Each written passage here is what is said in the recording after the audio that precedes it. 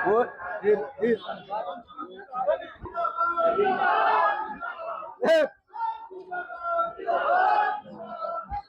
कई बार मेरी माँ का नाम इसमें आता है। ये मैं भी कई बार स्पष्ट कर चुका हूँ, वो भी कह चुकी है कि सक्रिय राजनीति में वो नहीं आना चाहती।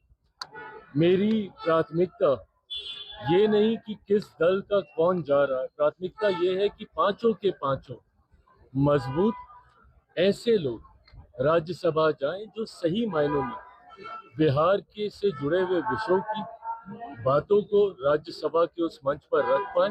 रांची की धरती पर आज सियासत का पारा उस वक्त चढ़ गया जब चिराग पासवान ने मीडिया से मुखातिब होकर बड़े राजनीतिक संकेत दे दिए हैं।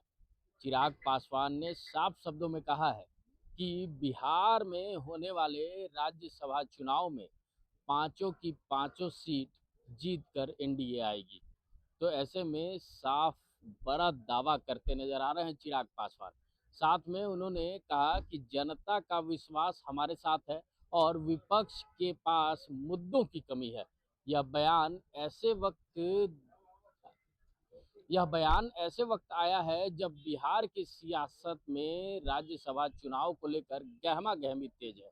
तो इन सारे मुद्दों को लेकर क्या कुछ कहते नजर आ रहे हैं चिराग पासवान, आइए सुनते हैं। यहाँ पर जब बिहार से राज्यसभा सांसदों की बात हो रही है तो मैं ये मानता हूँ कि पांच के पांच बिहार से एनडीए के राज्यसभा सांसद जाएंगे। कई बार ये कहा जाता है कि चार में कोई दिक्कत नहीं, पांचवें में आंकड़ा। मैं ये मानता हूं कि पांचों के पांचों एनडीए के राज्यसभा सांसदों की जीत तय है। इसमें कहीं किसी तरीके का कोई संदेह नहीं है।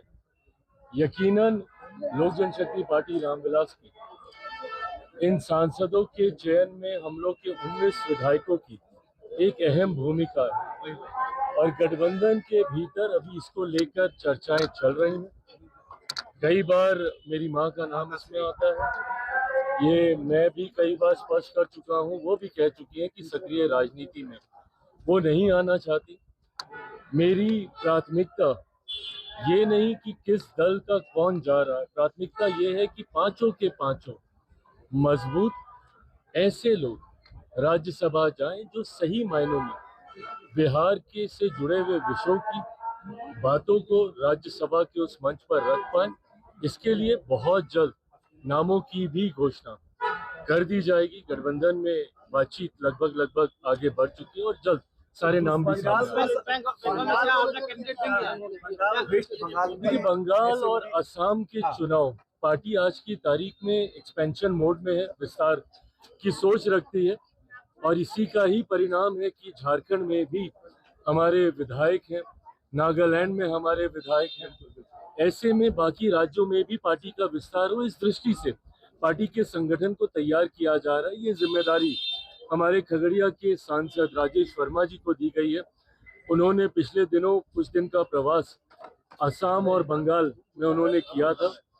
होली के तुरंत बाद मुझे लगता है पुनः उनका 3-4 दिन का कार्यक्रम होगा और अंतिम रिपोर्ट उन्हीं के द्वारा प्रदेश अध्यक्षों की सहमति से, राज्य इकाई की सहमति से केंद्रीय संसदीय बोर्ड को दी जाएगी और अंतिम फैसला उसके बाद केंद्रीय संसदीय बोर्ड ही लेगा कि हम लोग बंगाल में, असम में चुनाव लड़ते हैं, नहीं लड़ते हैं, कितनी सीटों पे लड़ते हैं। ये तमाम बातें अभी आप अपने एतमाद के साथ विधायक ही जा रहे हैं क्या? उनके यहाँ पारिवारिक एक कार्यक्रम है और ऐसे में पार्टी का राष्ट्रीय अध्यक्ष होने के नाते मेरी ये नैतिक जिम्मेदारी भी बनती है कि परिवार के सदस्य के तौर पर पार्टी के तमाम साथी आपके हैं तो उनके खुशी के दिनों में भी उनके साथ शरीक हूँ। तो आज उनके परिवार में पारिवारिक कार्यक्रम में हिस्सा लेने जा रहे हैं।